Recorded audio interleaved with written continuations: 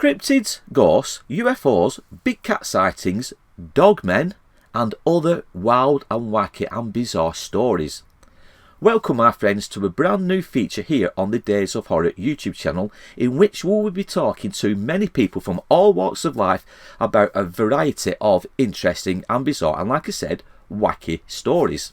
Now, tonight is the very first episode in what we hope will be a long line of, like I said, new videos and interviews with people from all walks of life.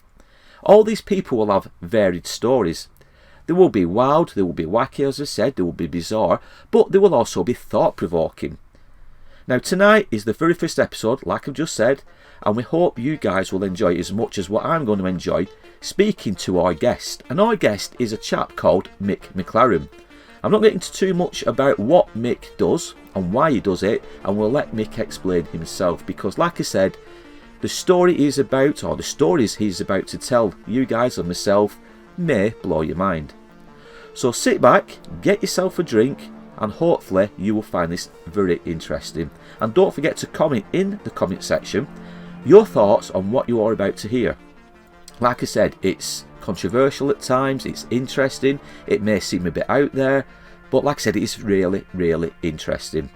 So without further ado, my friends, here is the interview with Mick.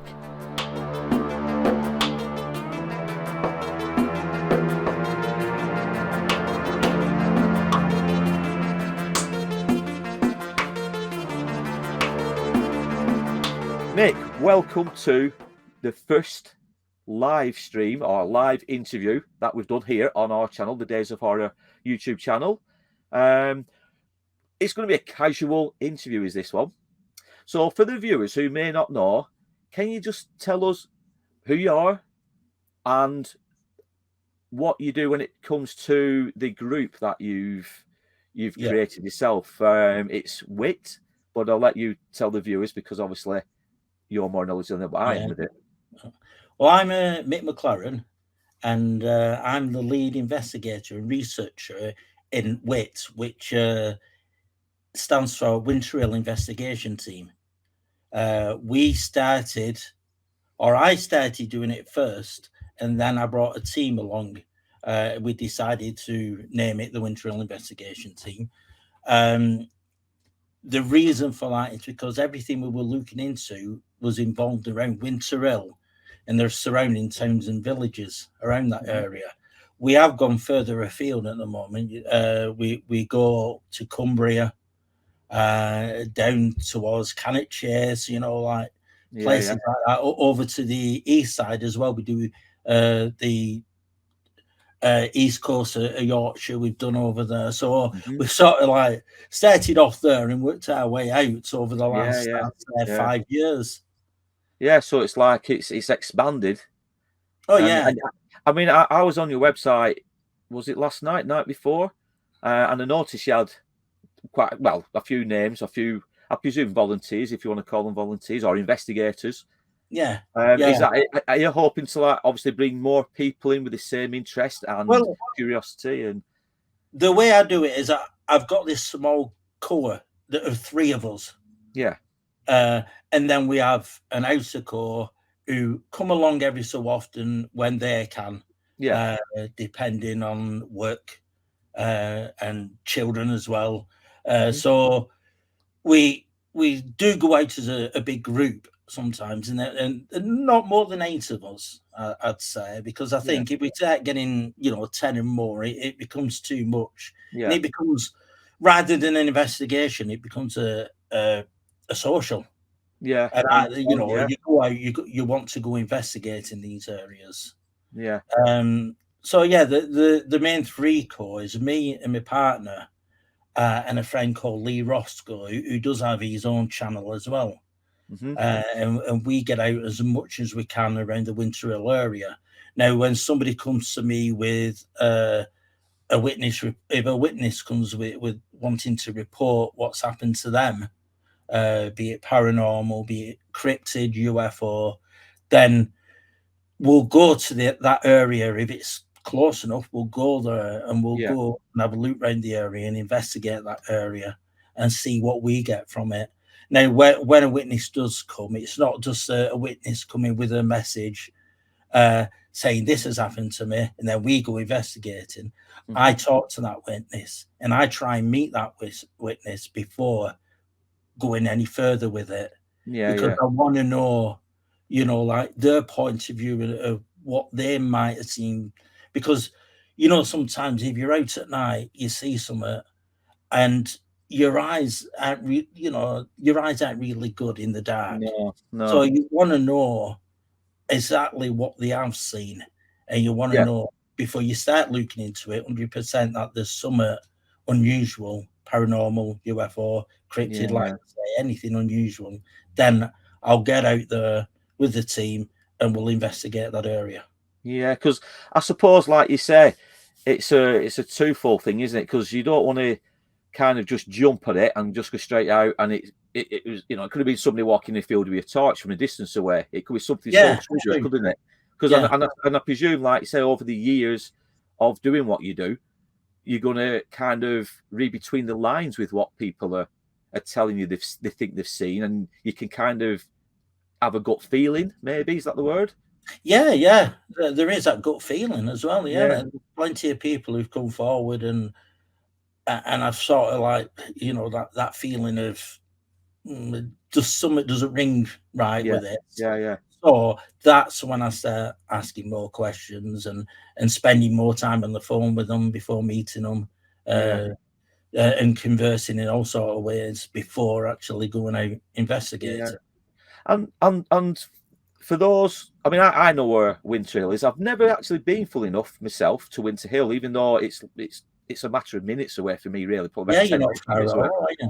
No. I mean, we're just literally over the moors types opposite to where it is. But for those who don't know where Winter Hill is, how would you best describe it? I mean, obviously, it's in the northwest of England, but where would you say it lies between? I'd say it's between Blackburn, and Manchester, and it's just outside. It actually is part of Bolton, right? And then it goes further, and as you move over, you pass Winter Hill, you sort of like go towards Anglesark, and it becomes Chorley. So it's on the border of Chorley, Blackburn, Darwin. It's I don't like saying this, but it's Greater Manchester. I'd rather say Lancashire. We've got Lancashire in there as well. So it's smack bang in the middle of all these places. Yeah. Well, what I'll do. Go on. Sorry, mate. Didn't mean to interrupt you. I was just going to say it's a big moorland around there as well. And you get your odd little like village here and there. What I'll do, I'll put like a little map over as we're talking, and like people will see for themselves. But Winter Hill itself, I know from the stories that myself and Vicky cover, and the dark side of the life, if you will. That's how our channel started. We know that Winter Hill itself, it is vast, it's bleak, but it also does have a mystique about it, and it's also, I mean, you'll probably know as well, but it's also known for that stump that's there, isn't it, from the Scottish chap that was murdered in the 1800s, the Scotsman stump. So it has this feel about it, doesn't it? Does Winter Hill? So the point I'm getting to, basically, a long way around, is, was it Winter Hill that kind of got you into doing what you do now with the investigations of all these weird and wonderful stories, or did you actually start somewhere else and it evolved to Winter Hill? Well, I started actually looking into ley lines, right, and the connections with burial mounds, connections with other places, because we know a ley line, it's 5 or more places like churches, burial mounds, stone circles, and such, going in a straight line. Now, I believe we've got that straight line, and then we have two, like a male and female line, which will like go around it. When they cross on the layer, that's where unusual things start being seen and start Right. happening. And I think, well, I've come to the understanding that at these points, this is where we hear our folk stories and Right. folk Okay. tales. Yeah. So I started looking into that, really, the layers and the folk tales that run along these places, going from one side of the country to the other, and from the bottom to the top. Yeah. And then I came across another map which belonged to somebody else with cryptid sightings and UFO Right. sightings. Okay. And when I fused their map with my map, I started seeing uh, these cryptids and UFOs and unusual things happening around the same places where the layers were. Right. Okay. So that sort of got me into the cryptid side of it and Yeah. looking into UFOs. And then I ended up interviewing people who were having accounts happening to them, unusual accounts, the Mhm. paranormal accounts, and it stemmed from there. Right. And how have you yourself encountered or seen or felt a presence of, you know, these cryptids, or I don't know, paranormal, you know, type of Yeah, feelings, you know what I mean? yeah, yeah. Well, you'll get some people who'll listen to this and think, this fella sounds like a nutter. But if some of these people were actually out there looking into this, they'd have things happening to them. Yeah. And I believe if you go looking for it, then things will happen. Yeah. Yeah. And yeah, my or before I got the team together, me and my partner were out doing a night walk. We just bought Hmm. some torches, and we thought we'd use them and try them out to do night walking. Yeah. And I wanted to go and visit an area with a ley line running through it, which is it's a recorded the first ever recorded ley line of Lancashire, Right. and it runs from Worsley up to Cheetham Hill Stone Circle, which is on Sutton Moor, Yeah. and it runs through an area called Edgerton Quarry. Yeah. Know that. And we were around there trying these torches out. Now, they were the aluminum on the torches was quite high. So as we were going around the area, we thought we were disturbing the wildlife around there because this was um, about 8 o'clock at night, and it was pitch black. It was that time when it's uh, in autumn when it starts going dark around 8 o'clock. Yeah. Yeah. You Yeah. know, 9 o'clock. We got there, so it was dark when we got up there. We actually waited in until it got dark and thought, right, let's Yeah. get out, let's try these torches. And we were walking around that area, so with us shining the torches, I thought all the crows that like have got nest around the quarry, they were making lots and lots of noise. Right. And I thought, like that, I thought it was a torch. Yeah. But we heard the foxes as well screaming. And you know what that sounds like Yeah. when Yeah. you Yeah. hear a fox Awful noise. screaming. Yeah. And it unnerved us. But as we got close to where all the birds were, we turned the torches off and they were still going mad. Yeah. And we felt this eerie feeling. And Like you weren't alone type of thing. yeah, definitely. Yeah. Yeah. But it was, we had a fear creeping into us. And the atmosphere of the place just changed altogether. And Right. we was going to go through a wooded area that would have taken us back to the car, but we ended up going around the wooded area. And as we got down onto a path across a field, Mm. I shone my torch into the bushes. I turned it back on at this point after we got past, and I thought, well, they're still being noisy, like to shine the torch over and have a look. And as I did, we got growled at by Right.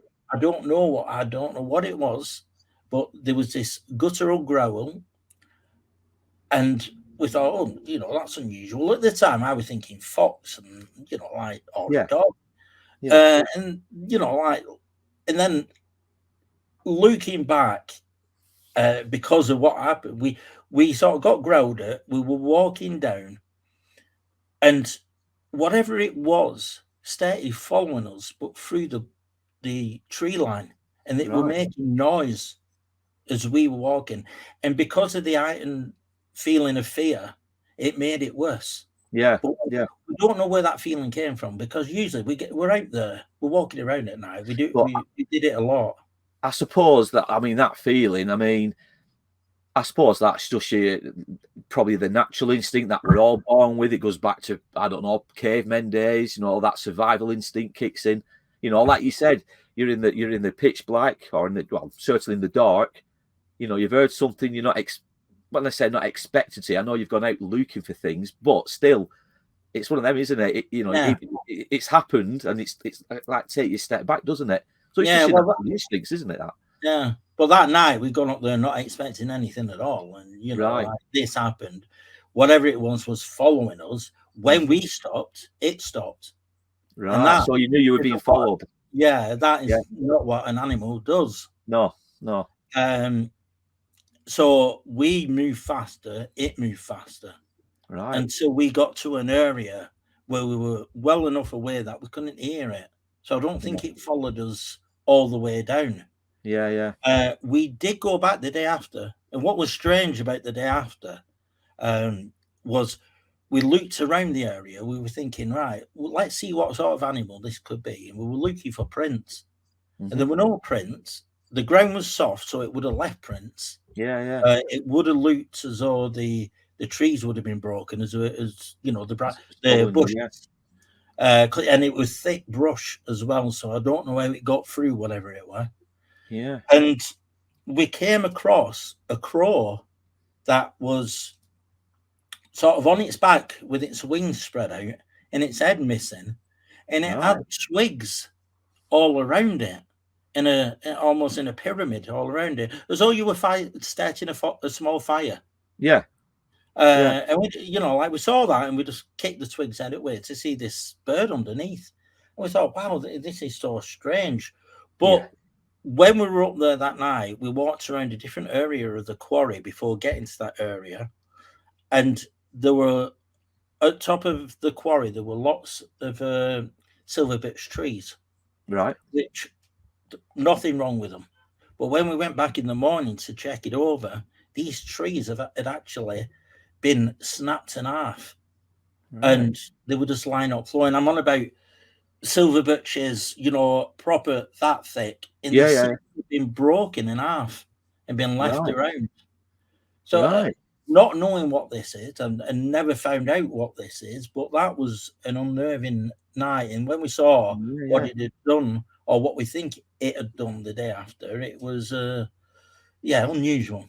Yeah. Well, I mean, this is it. I mean, some people might say, oh, well, there was obviously somebody, let's say human-wise, up there with you. But like as well, I mean, like we go to a lot of so-called haunted places, myself and my wife Vicky, and you just know sometimes, not even haunted places. I mean, we've been to a couple of abandoned places recently, and sometimes you just know, don't you? Like I said at the start, you get this gut instinct, this gut feeling that, one, something's not right, and two, you shouldn't be there, if that makes sense. So you kind of act in it, don't you?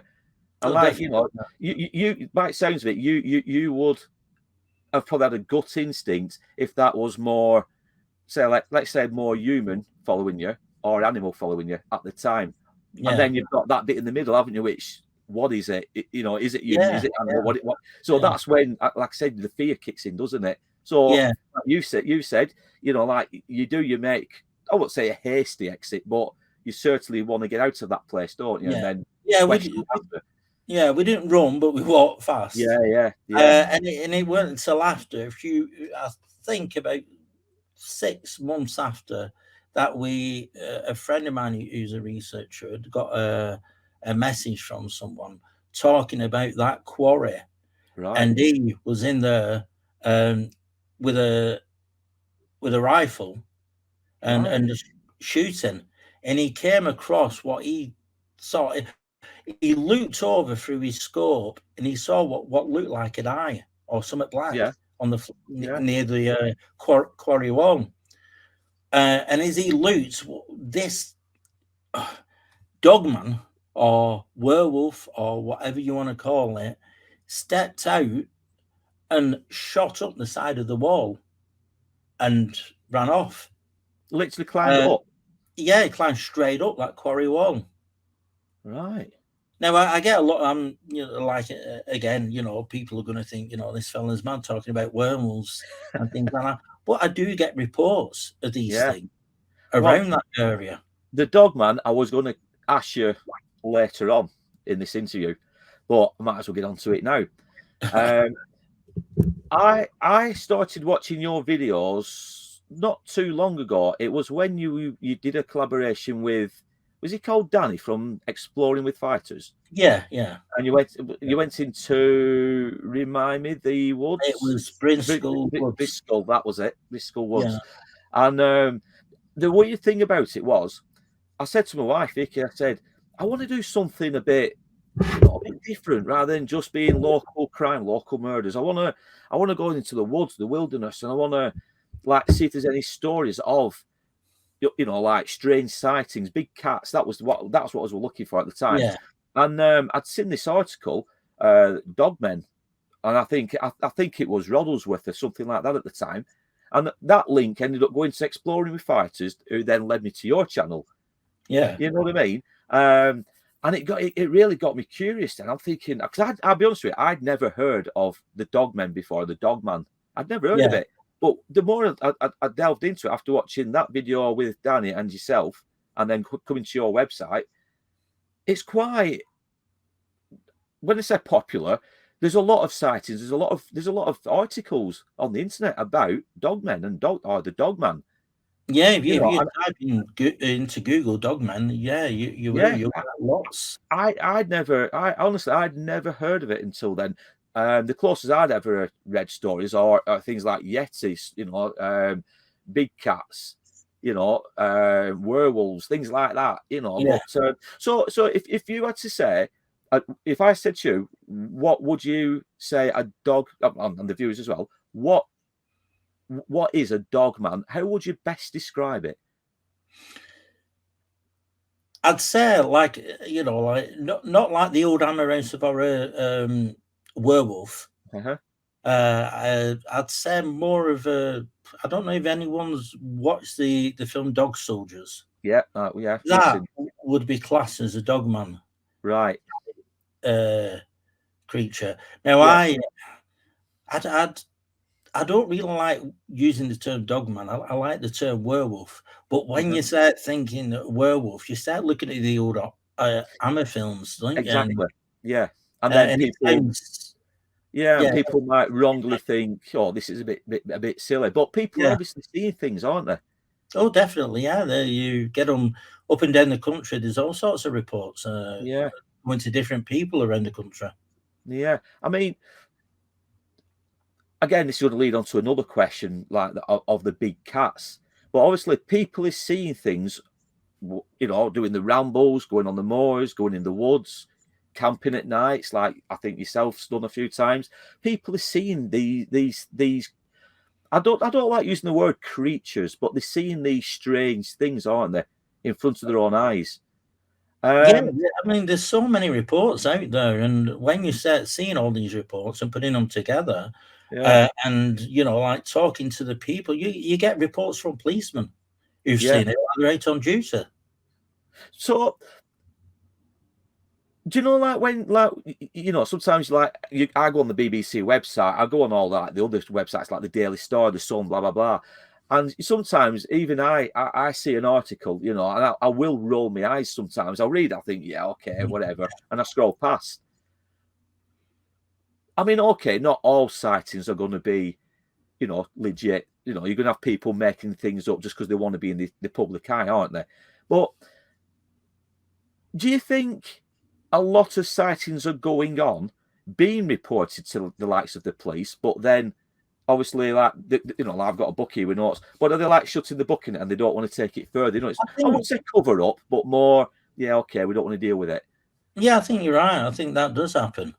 And I think that's, that's when people start coming to people like myself. Yeah. And other people who look into this. Yeah. They come along and they'll say, "Well, I told such a person, and I don't think they believe me," or "I went to the police, and I don't think they believe me." But Yeah. and I'll listen to what they've got to say, Yeah. because you do when you start getting more and more reports, and you start seeing a connection that Yeah. they're having the same, going through the same as the other person is going through, exactly the same. You Yeah. start Yeah. seeing that pattern, But do you and not think it's these people don't even know each other. yeah? I mean, but do you not think it's also a dangerous thing, the fact that people are reporting it, set to the authorities, and if the authorities are like, like I said, shutting the book, not bothered, blah blah blah, could that not kind of lead to a dangerous precedent? As in, say these things, I mean, like I said, I don't want to say they don't exist. I don't want to say they do. I find it all interesting. But supposing somebody was, I don't know, attacked whilst out in the woods by a creature, a big cat, a dogman, or whatever. I mean, I don't know. Has that ever happened? That's the next question I should ask you, really. We do hear there were a case at Cumbria. Now, I'm not saying this is what it was, but there was a case in Cumbria where a woman she weren't far from home, and she'd pulled over, and she'd been in touch with the RAC because she'd had a problem with the car. Uh-huh. And the day after, or a couple of days after, it was reporting in the paper that she'd been attacked by foxes and badgers, or foxes. Ah. And we know a fox doesn't do that, No. or a fox has predated on her after she's had an accident. Yeah. But they just left it at that and didn't expand with what had really happened to her. But she'd been on the phone. She was told by the RAC to stay in a car, which she said she would do. She knew where she were. She knew the area as well. I don't know if she was on her way home. She thought she'd go over the field and she'd had an accident. Yeah. But it just sounded suspicious how it was worded. And a Yeah. lot of people look at this and think, this doesn't sound right. And we do have people in this country who go missing, and we never find them, and we don't know, like what's happened to them. They might be out, say, camping, and you don't hear from them again. Right, like I said, because you don't generally hear this in the news, do you? No, you know don't. What I mean? You don't. I mean, people go missing. Yeah, we especially when it's young kids, you'll hear about it. But like you just said, Not always with that as well. Not always with children. You don't hear. They do have the high-profile ones, and then when you look into it, you look on the sites where you see all these missing children, and the charities with missing children, and you're talking, it could be up to 5,000 children go missing a year in this country. Or is it 3,000? It's either 3,000 or 5,000. Still a high number either way. It's a very high number, but they never get reported. Where are these children going? Right. And it's same with adults. We get adults going missing. Where are they going? Is it the trafficking? We don't know. Right. I mean, adults I can understand because, like yourself, like say you go out at night, solo investigations. You go with other people. I can understand adults maybe going missing once they've gone out to camp or whatever. I get that. But like you say, it's just I kind of feel that if, like I said, I've got to keep saying it, and I don't mean this in any disrespect, but like these creatures, people are obviously seeing something. They're seeing something, and if something a miss happens, either they get attacked, like you said, they go missing. It kind of is hushed up, for whatever reason. For whatever reason, the police want to hush it up, or the government wants to hush it up. Do they know more than what they're letting on, or do they just completely deny it altogether? It's a fascinating subject, story and that side of it, but it's also a bit dark as well, isn't it? Yeah, and then there's the other side where like we tend to think sometimes that these are from a different realm or dimension or whatever you want to call it. And they pop through to our existence every so often. And that is when they're seen. And they have a lot of people who see these creatures always say that they felt terrified, as though this animal is sort of giving off a feeling of fear. Right. And a lot of people think that as they come through, they're feeding off that fear. Right. And using that fear as sort of like a food source in a way. So would you kind of associate, say, like the UFO phenomena with, like, say, your dogmen, your werewolves, or other entities? Could you say that they may well be the same thing? Or Some people do. I think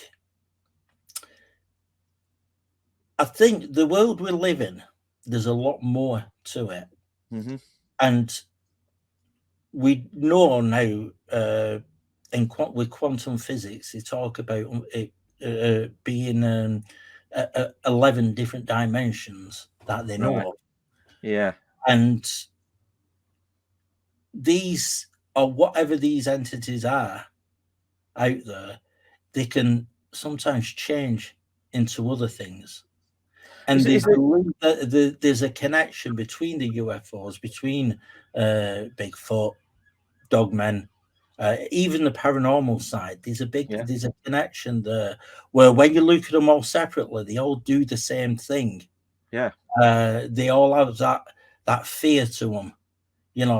They all tend to, like, appear and disappear. You say with your aliens and the cryptids are doing the same thing. You've got Bigfoot doing the same thing. It's there 1 minute, it disappears. Yeah. So there is a connection there, but Yeah. they're all showing the different parts of it. It's a bit like the Skywalker Ranch. Did you ever watch that on? Was it the History Channel or Discovery Channel? I've seen the films. I've not actually seen the TV series. Yeah, I mean the series. I mean, I don't want to get too deep into it, but it is dramatized, obviously, for TV. For viewers. But that kind of well, it's exactly what you were saying. It's lights in the sky, but then you've got these shapeshifters, for want of a better word. They could be a dog, fox, tiger, whatever they want to be, human. Yeah. But it's all the same thing. Yeah. Like Skinwalker, I think there's places around the world that are hotspots. Yeah. I believe Winter Hill in that area is an hotspot. Yeah. We have one over on the East Coast, which is an hotspot. On the East Coast of Yorkshire, and going down like Scarborough and all down there. We go over looking at that area every so often with another researcher over there called Paul Sinclair. Right. And yeah, I mean, there's Rendlesham as well. The Rendlesham UFO. It's not only that's happened there. We've got unusual things there, like dogmen, like Bigfoot being seen, lights going in between the trees, and all sorts of things like that. And you've got Cannock Chase, haven't you? Yeah, there's another one. Yeah, is it Castle Ring? Is it called? There's Castle Ring, which is an old earthworks. Yeah, and there's a lot of things happening around that area. Another one called the Punch Bowl. There's a lot happening there, and the German Cemetery. The German Cemetery is well known for people actually seeing dogmen and being terrified by them, just in that one area around there. Yeah. See, that's what I mean. People will be watching this now, and like you said right at the start, they might be thinking, "Oh, this is kind of weird. This is a bit crazy." But people, as I've said, are generally seeing things. Yeah, they are. Like you said, it's all over. It's on the coast. It's in the northwest of England. It's in, like I said, Cannock Chase. Is it Staffordshire way? That, you know what I mean? Yeah. It is happening. And it's not just in the UK. It's all over the world, isn't it? It is. Yeah, it's everywhere. Yeah. Yeah. I mean, I have a map on my website, and it just shows my reports on there all around the area around Winter Hill. If you go on, you'll see all these different icons on there, like a dogman or a Bigfoot, and you can just click on it and it gives you the story, or takes you to the videos where I'm either talking about it or interviewing a witness about what they've seen. Yeah. So It's not only me who's doing this in this country who are Yeah. taking reports. There's people up and down the country doing the same thing. So what we'll do, we'll put a link to your website and your YouTube channel, in the description below, so people please click on that and visit Mick's site, because it is interesting. He's got a lot of info on there.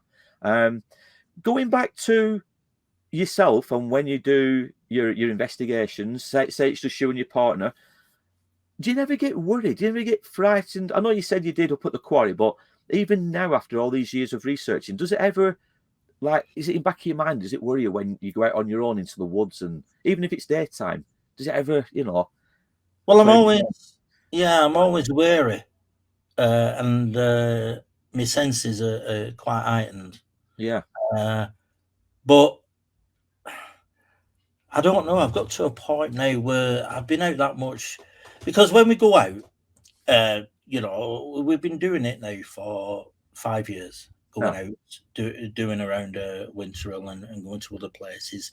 Yeah, we've had a few experiences, but not many experiences, and we've been out more. The first year we started, we were out nearly every other night. Yeah. Going looking around the area. And out of the first year, 3 things might have happened. But that's 3 things out of a full year. And that's because we're actually going out there looking for it. Yeah. It's weird. Sorry. So it's weird you say that, because, and again, like I said, myself and Vicky, my wife, we go to like so-called, paranormal places, haunted places. And we've been to East Drive, 30 East Drive, supposed to be the most haunted house in Europe. And we've been 3 times. And like I said, we're going again shortly for a 4th time. And we seem to pick up on things when we're either ignoring it or not looking for it. We could be having a brew at East Drive and just having a chat, and then lights will flicker, or cat balls will go off, or we'll hear a whistle like we did in the last. Is it kind of similar with yourselves? Yeah, it's not looking for it.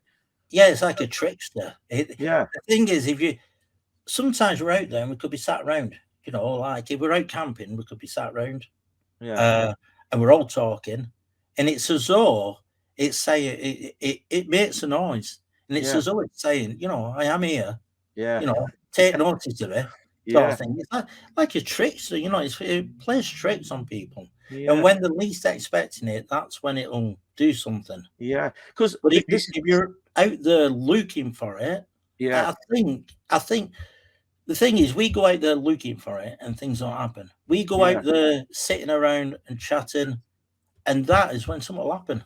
Well, this is the reason why I mentioned this is it's leading on to another question, and people will say, well, if these things are happening, why is it we never have photographs or videos?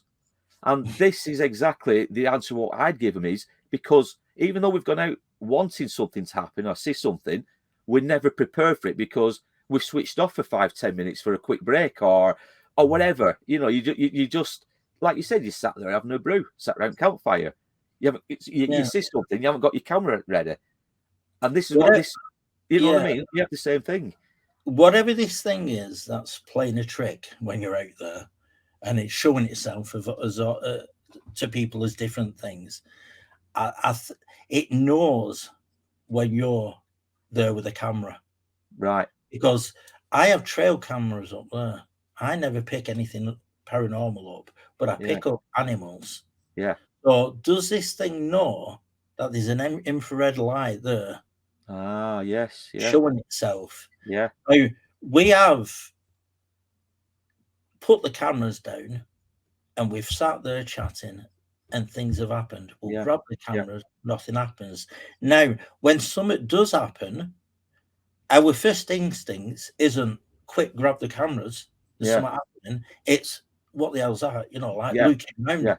Maybe, like the cameras are the last thing on anyone's mind. Yeah. If you're walking down the street and a dogman or you see a Bigfoot running towards you screaming, you're not going to grab a camera out, you're going to run. Yeah. You're going to be in shock. And the last thing on your mind is a camera. Yeah. Unless you're out there with, say, a body camera on. And I don't think it'll come near you if it knew you had some sort of camera on you. Yeah, because whatever it is, it's intelligence and it yeah. knows what it's doing. So I always fall into that trap when I watch these documentaries, you know, on Discovery Plus on my app on my phone. You know, we watch Finding Bigfoot and we watch all these paranormal shows because, like I said, things like this, stories like this, as we spoke to off camera, is, you know, I've even got the books behind me. You know, the strange and the bizarre. I love anything like this, open-minded, which I think everybody should be open-minded. I really do. I really do believe that. Life's boring if you're not. You know what I mean? Yeah. So I love anything to do with paranormal, supernatural, like say cryptids, you know, cattle mutilations, anything basically which is unexplained. I love reading about and watching about. But when we watch things like Finding Bigfoot, even me and my wife, we sometimes take the mickey. You know, we watch and say, "Oh God, have you seen them again? Where's the photographs? Where's the videos? Where's this? Where's that? They never show anything." Blah blah blah blah. But like you said, we've been to East Drive, we've been to other places, so-called haunted places, and we've always heard or seen things. Well, when I say seen things, it's usually most audible. I won't say we've seen things, but it's always when our attention's not on what we've gone to do. Yeah. Like I say, camera's been turned off. We'll go make a brew in the kitchen, and you hear a bang upstairs. You're like, you know, what with that? You don't get the camera like you've just said. You just go upstairs without it, and like, you know, I can't see anything. Yeah. And that's how I would explain it to people. You know, you just, even though you want to be prepared, you never are. True. That might be a cop out to some people, and they'll say, you know, well, yeah, but you've gone there, you should have your camera up, you know, all the time, but you don't, do you? All I can say to anyone who does say that is go along and do something like that, and see how quick you will get your camera out if something happens to you. Yeah. It is. It's the last thing on your mind. It is. I mean, the holy grail, isn't it, of like what you do sometimes when we go to these haunted places, the holy grail is to capture something on film, to prove beyond a doubt these things are real. But it's never that easy to do. You know what I mean? It's just... No, it's not. You're right. It's very hard to do.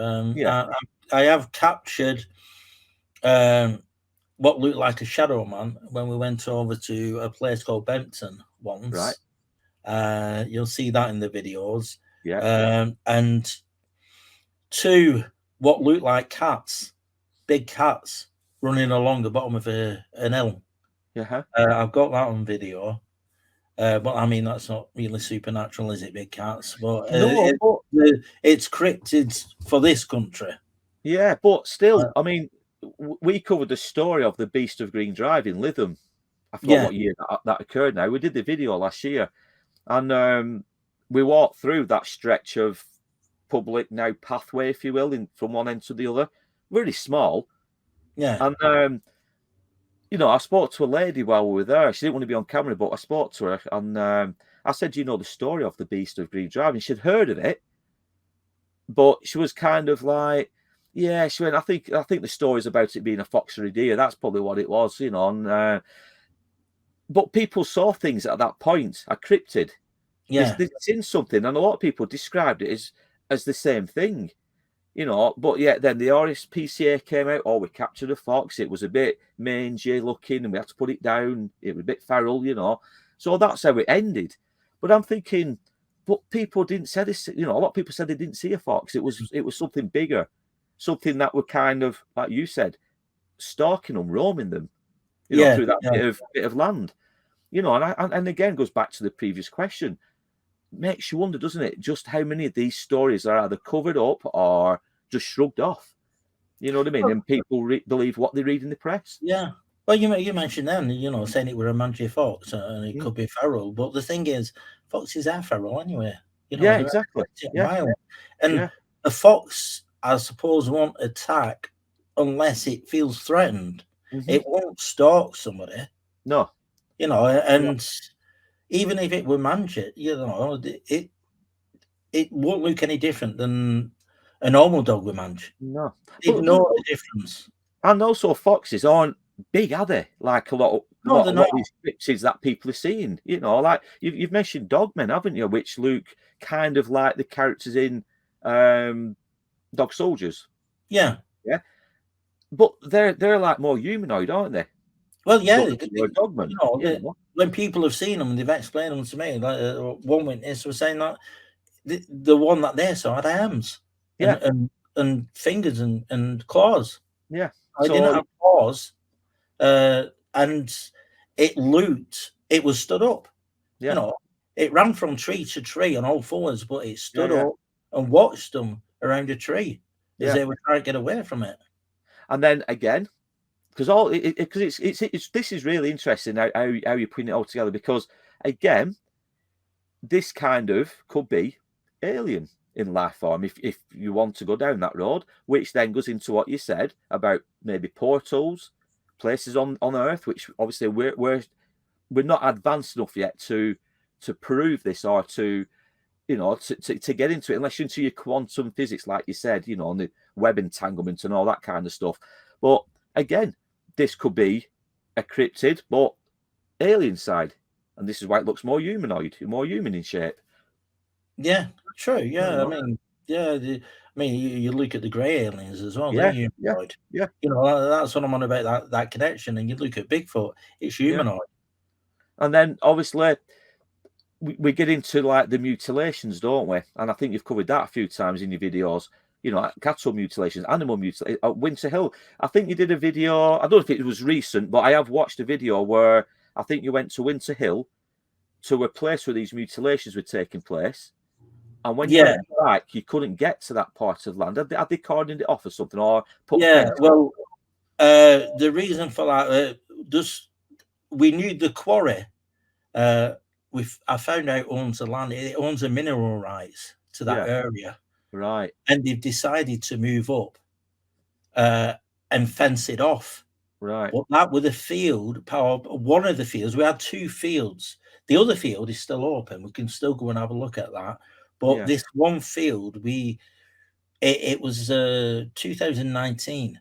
We between 2019, between October and then I'd say March 2020, and we came across within both fields at least 11 sheep that had 11? been killed, all in the same way. Sort of stripped of the fleece, all found curled a certain way, with all their insides missing, and the rib cage had been chewed on. And they all seem to be the same, apart from one of them, which we found, which was unusual. This one we found, it had an hole in its side, and all its insides were missing. Now, it was like that for about 5 or 6 weeks, and it had not been predated on at all.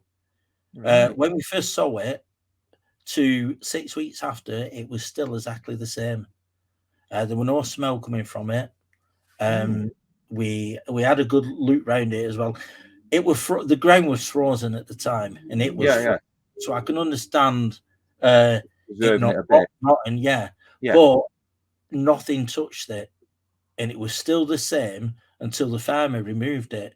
Now the other ones, they'd been absolutely slaughtered, been attacked, and at this time I was getting reports of from 2 people who don't work at the quarry now, but they worked on at the quarry, who'd had experience where one of them has seen the cat from his shed one evening, and the other one had seen the eye shine, the like yellow to green eye shine, and had been growled at and seen it moving around in the other within the quarry, and we even got a footprint. Now these securities don't have a dog in that area, so it wasn't a dog in that area. It was and when you look at it, you can see it's a proper cat print. So something obviously something's roaming them areas, or was roaming them areas. It was. I think the evidence there. It could have been passing through that area, moving on to another part of the area. Because like you said before, the recent video what I've done is me. I came across it. I saw it one morning or one afternoon actually. We was in the car driving past. I saw it, shouted to stop the car because I was a passenger. Yeah. And we got out, tried looking for it, and we didn't see it. It disappeared pretty quick, but Yeah. there was a back end of a pelt of a deer in that area, and there was a smell in that area as well. So something had been leaving its mark there. Yeah. You know, leaving its scent there to discourage any other animals going towards where that pelt was. In that area, I put up a couple of trail cams, and I've been for the last 6 weeks. That's been the main part I've been looking for evidence. Yeah. Yeah. I mean, as sightings go, which sightings would you say you get most of? Would you say it's UFOs, or would you say it's dogmen, or just big cats? What would you say the majority of investigations do you take? Do you undertake, I should say? Well, I'm looking at my map now, and I seem to see more dogman reports Right. within the centre of Winterhill. Then moving out, we've got phantom dogs, we've got UFOs and paranormal, Yeah. cats, and I'm just looking that way at my map on here. Yeah. Yeah. And I've even got an headless horseman. Yeah. The ghost Which, of the headless horseman. That's yeah, not white collar, is it? no, it's not. No, No. it's this is right next to the field where the sheep were found. Right. Right. Now, in that area, we've got not far away from there. There's 2 burial mounds, which Right. Okay. I think they're from 1100 BCE, and they have been excavated, and they did find burnt bones there. Right. But what this seemed to happen after the excavation, that people were seeing this headless horseman, and it was I think it was in the early 80s. A young girl who now is a older lady. She was in the field playing with a friend. It's a longer place called George's Lane, and there's a few houses and bungalows. Yeah. And they used to play in the field next to it because a friend used to live in the end bungalow, and they were in the field, and the girl who saw it moved further up. She would have been about 14 at the time, between 13, 14, and she moved further up and left a friend down at the bottom. And she said all of a sudden there was a mist that came in, and she heard the sound of an horse neighing. And as she looked up, I'm saying headless horseman, but she couldn't see the head because there was fog all around Yeah. the head. Yeah. And it's this has been reported so many times through the urge. You know, there's another person who's seen this who's reported it to me. And it's been seen in other parts around the Rivington area. Yeah. But she said she felt the change. This was a summer's evening, and there was a chill in the air, so it was almost winter Yeah. Yeah. when this came around. And she turned to her friend, and as she turned to her friend, the summer's evening sort of came back, and this fog had disappeared. Right. And she'd asked her friend whether she'd seen it. She said no. But it's as though she walked into this pocket of the past sort of thing and saw this. She said she described it as an Anglo-Saxon. Right. It had when she saw the legs and the horse was sort of rearing up, she saw the crosses of the laces going around the legs. Yeah. See, I know we're going on to paranormal side of things, but I kind of edge towards sometimes the past can creep into the present. Yeah. You know, I mean, time slips, I think they call them, the experts, if you will. I think they call them time slips. And there's a story, isn't there? I don't know if you know about it, but the one in Liverpool with the shop, where I think it was some chap who went into a shop, and when he went in, everything was different. The surroundings, the clothing, you know, the way they spoke, the way they looked. And for a few minutes, that's right. Yeah, I think it was Danny Robbins on Uncanny who spoke about it in one of his TV episodes. But I kind of edged towards believing in that side of the unknown, if you will, you know, the mysterious side of life. you know. And so when people report, like say, these headless horsemen or these ghosts and this, that, the other, I kind of edge towards believing all that side of it. You know what I mean? Yeah. But again, it all links, doesn't it? It all comes full circle to, like I said, the dogmen sightings. You know, the actual, if you want to call it, the cryptid sightings, the Bigfoot and the Yetis and other strange phenomena. It all comes full circle, doesn't it? Like you said at the start, Yeah. there's kind of a link to each and every story. I believe it's like a cake, and you've got all these different slices. Yeah. You know, and you'll get some researchers only going for one slice of that cake. Yeah. Be it cryptid, UFO, or whatever, and they don't really converse with one another. But when you're like myself and you look into all these different slices of cake, you see that whole cake being as one. Yeah. And like you say, and from the sounds of it, like you say, it all seems to be as well where these ley lines are, these mystical lines are, these burial mounds as well, which all link together. You know, the geology of the places, yeah. Which, you know, like you say, when people look into it deeper, the clues are there, aren't they? The clues are there. Yeah. If you look into it, so you're looking into your history and you're looking into the landscape, and you know, you get people coming to you with reports, and you're putting them all together, and you start seeing all these connections of this. Yeah. Well, this is happening here, but you know, like just so there's a burial mound, or this has happened here, and there's a stone circle. You know, like what is that connection? Yeah. Well, our ancestors, didn't they? They all, like, you know, if you go back to Stonehenge, you know, they all had these beliefs, didn't they? Which, you know, we can kind of look at now with science and whatnot and try and explain it. But there's still things, isn't that, we can't explain. You know, the Egyptians, I know we're going off tangent a bit, but the Egyptians with the technology that they had at the time, and you always ask that question, how did they build the pyramids? How did they do this? What else did they know? Because they're always looking at the stars, weren't they? They're always, you know, the way the pyramids were built lined up with the stars and this, that, the other. And, you know, the mathematics they used with pi, which wasn't even invented back then, I don't think, you know, 3.14 or whatever it is, you know, the perfect angles and all that. There's loads of things that we cannot yet explain. So, you know, so when we come to, like I said, these stories of cryptids and all the other phenomena that you research, you know, I don't think we are ready yet as humans to fully understand and to fully believe or want to believe what people are telling us. And this is why there's people like yourself who are so important. You know, I mean, you're like the Columbus, aren't you, of the day? You know, you're the people who go out, you know, feet on ground to go and research these things, and hopefully one day all that evidence and all that hard work that you've put in will convince people that these things are actually out there. You know, I mean, I'm not saying that they're in huge numbers and, you know, they're stalking us all. And like you said, they could be coming in and out of portals or, you know, whatever dimensions they're in.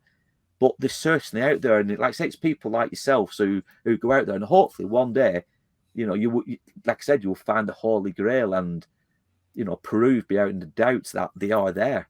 No, that's what I go out for. That's what I go out for. Exactly. Yeah. And even if you don't, even if, you know, like you say, you could spend the rest of your days and never find any concrete proof, as in film or, you know what I mean, camera, whatever, at least you're going out, you're doing it. So to all these people that might be rolling their eyes, like I've done it with Finding Bigfoot and other TV shows, but they are dramatised at the end of the day. But, well, yeah, when it comes to mainstream, you got they dramatise them anyway, don't they? You know, but like this is what I like about watching yourself in your videos, and like I said, there's other YouTubers who do similar type of things. It's proper, it's real. It's not all done for show, is it? It literally is yourself going out doing what you want to do, what makes you happy. And like I said, as you can see, I'm passionate about stuff like this. I love it. I just love the whole story behind it all, you know. But I just hope one day, like you said, like, and hopefully yourself, it's you who captures something tangible, you know, proper. I mean, nobody can dispute it, and you know, it'll put to bed all these people who say, "Oh yeah, it's just a load of Well, rubbish." You know what I mean? you think that sometimes, but even if you did capture someone, even if I did capture a dogman or a Bigfoot, or or as we call it, the UK wild man, Yeah. even if I did, the people would be saying, "Oh, it's fake." Yeah, You they would. Exactly. Yeah, they they would. wouldn't Yeah. believe it. Yeah. Yeah. I mean, I've watched, like I said, I've watched a couple of other YouTube channels, and sometimes I think, yeah, there's somebody else. There's somebody else with them that are breaking, branches in the background and this, Yeah, that, and the other. But then I sometimes think, but what happens if they are on their own and that was actually captured? You know what I mean? They've yeah, actually captured that noise, and but like you said, it's just weighing up which is fake, which isn't. But this is what I like about your channel, because you can tell 100% when you go out. And I mean, some of your videos could be 35 minutes long, and it's just yourself, isn't it? Just walking through the woods or walking over Winds Hill, telling yeah. us the stories like you've done tonight. You don't have to capture anything. You don't have to, No, show us it's anything. putting other people's experiences out there, Yeah, and yeah, and telling people what's happening in that yeah, area. yeah. And so saying that, yeah, a friend of mine, he's just been up to a forest up in Cumbria, and he caught what they call wood knockings All right. while he was out there camping on his own about 1:30 in the morning. And he actually got it on film, the sound of it. Like, Right. Yeah, uh, yeah. it actually sounded like whatever it was. It got a couple of rocks out at river and were clacking them Banging together. them together. Yeah, yeah, yeah. I mean, people will say, "Yeah, it's probably just some." We always say kids, don't we? But that time of morning, That it might time be of just. morning, up near Skelful Pike, around that Right. area, Yeah, it's yeah. in the middle of nowhere. Yeah, yeah, yeah, exactly. So you're not Be going to there get at many people, if 1:30 in anybody, the there. morning. You Yeah. can't imagine anyone being up there at 1:30 in the No, morning, no. just clacking these rocks together, Yeah, and he was on his own, and he was terrified. yeah, But he survived the night, and he spoke about it. yeah, yeah. It's honestly, I find it all. I really do find it all interesting. I hope the people watching this also find it interesting. Because, like I said again at the start, I just think being open-minded and you know what I mean. Just having that. When I say belief, open-minded belief into what is out there. There's more out there than just what we are led to believe, if you know what I mean. Oh You yeah, know, definitely there is. we live our lives, don't we? We all do the same mundane jobs and this, that, the other. But I think it's a big world out there, and I still believe there's still things to be discovered. Whether or not it's alien, Bigfoot, Yeti, dogmen, big cats, it doesn't matter, does it? But I still think there's things out there still undiscovered. I really Yeah. do. Well, we've You know, got people more. You got most of society who work mm, what 5-6 days a week. They come home, they watch television, they go to bed, they go to work. yeah, They have a couple of days off over the weekend, and they tend to do the shopping, and they don't experience the outside no, sometimes. no, And these are the people who just sit there rolling their eyes. yeah, And exactly. all I can say to people like that is you need to start living your lives and getting out there and doing Yeah, more things for yourself rather yeah. than concentrating on work. Because I mean, it's weird. Sorry, go on. I was going to say, I mean, I work myself, but the Mm, days I don't work, I'm busy out there as much as I can be, yeah, even if it's walking up on yeah. moors or walking, in countryside.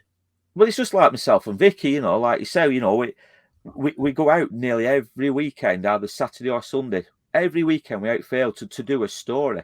And it's not just because we want the views, we want subscribers. We do it because, like you just said, you get out. Sometimes we're in the countryside, we might be in the woods. We've been over to, like say, Roddlesworth just before Christmas 2 or 3 times in succession. We go to abandoned places in the middle of nowhere now. We did one last week, and it's just getting out there, isn't it? And doing what you want to do. And if it brings other people in who have interested and curious as to what you're doing, I think that is only a good thing. And especially with the stories and the investigations you and your group of friends do, I think it's great. I really do. I think, and that's what more people should be doing, getting out and doing things rather than just sitting in every weekend, go shopping, go back home, sit behind the TV, and that's it. Go get out and and experience it for yourselves. I always say that. I always believe in that. Yeah, once they get out there, and the lives will change. Yeah, 100%. Different. Myself and Vicky, we I don't know if it was last year or a year before, but it was in April, and we went down to Burnley Cemetery. Yeah, and we were doing a story on a murder story, a true crime story back in the late 1800s or early 1900s. A lady called Margaret Walsh who was murdered, and we always like to try and visit the graves, the final resting places of these victims, to tell their story. Yeah, and I've said this tale many times because I can't explain it, and I know it's nothing to do with cryptids or UFOs or anything like that or dogmen, but we were walking through Burnley Cemetery, and I had the GoPro in front of me. I was just finishing off a segment, and we could hear this rustling, this noise, and it sounded like it was coming from my right hand side behind a row of headstones. Yeah. Now, luckily the GoPro picked up, but it was faint, but it picked it up. And as I stopped and I looked at Vic and I stopped the GoPro, she said, "You heard that, didn't you?" I said, "Yeah."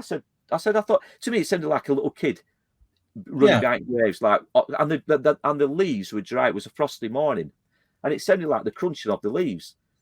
But it was too heavy to be a squirrel or a cat or a dog. But the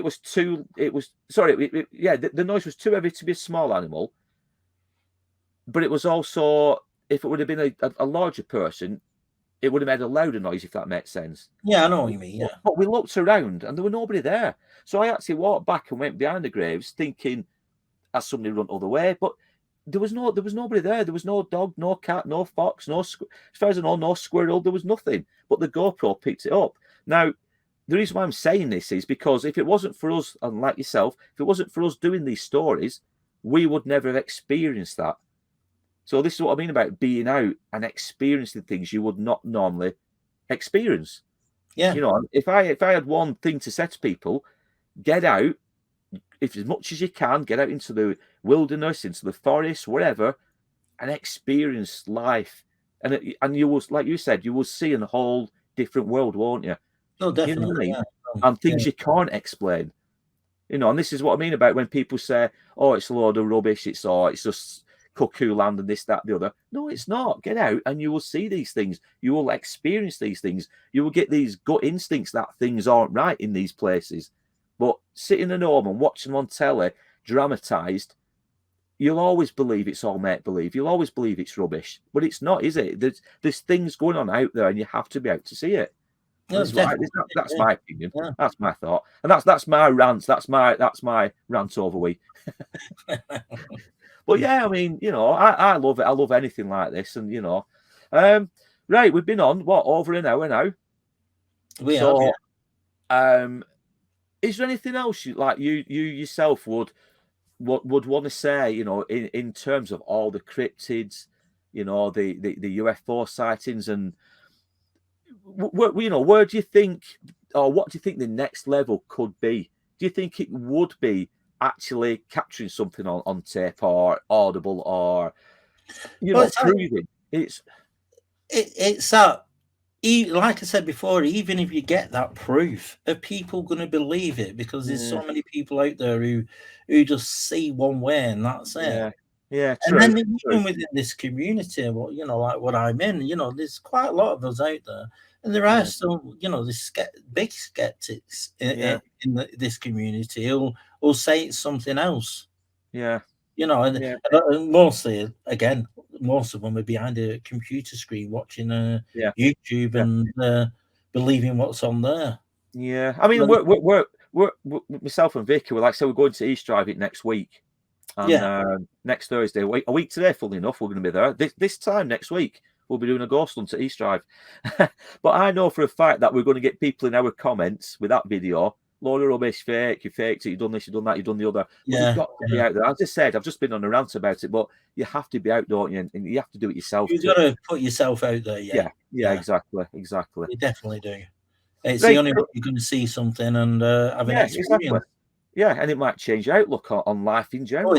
It definitely changes your outlook on life. Definitely does. Yeah. But like I said, people who know me and know Vicky, they'll know that I love stuff. I mean, I love stuff like this. I mean, I've got the 3 old books. These are old books behind me.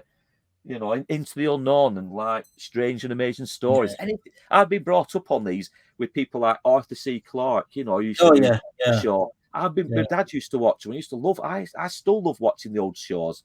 You know, I've got a big passion for stuff like this, and this is why I was so glad I came across your channel a few months ago. You know, and I contacted you about maybe doing something together, and I just love the unknown. You know, and that's the yeah. open-minded. I just love it, honestly.